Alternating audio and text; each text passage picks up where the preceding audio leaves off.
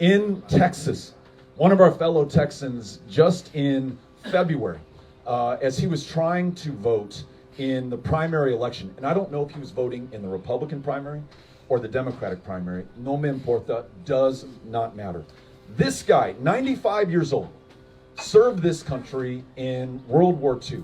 Literally in 44, he may be one of those men who landed on Normandy willing to give his life to fight fascism half a world away, to defend democracy here at home. And as you all know, every one of you who has served in the armed forces of the United States, he swore an oath not to a man, not to a political party, not even to the office of the presidency, but to the Constitution, to our form of government, to this great democracy, what Abraham Lincoln called the last best hope of earth. And this guy, in this state, in this country, was denied the ability to vote not once, but 3 times.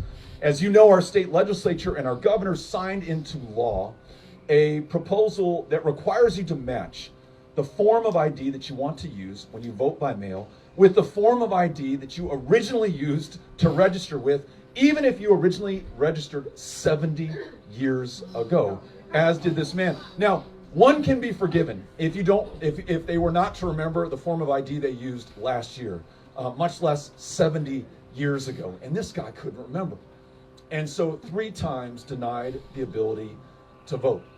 12% of the ballots cast in the state of Texas were rejected. Republicans, independents, Democrats alike. This is not theoretical. This is not academic. This is not rhetoric coming from Democrats or Republicans.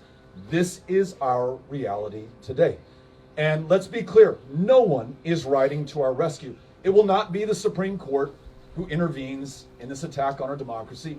It will not be the Department of Justice, although I could make the argument to the DOJ that given the Voting Rights Act of '65 signed into law by our fellow Texan LBJ, there is a case right now that the voting rights of our fellow Americans are under attack here in the state of Texas. But don't hold your breath. There is no cavalry riding to the rescue here for us in this year.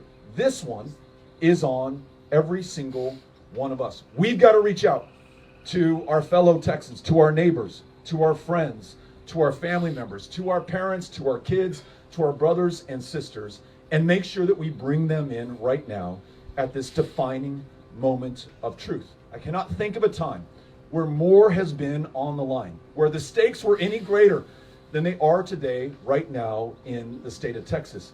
You know, on a positive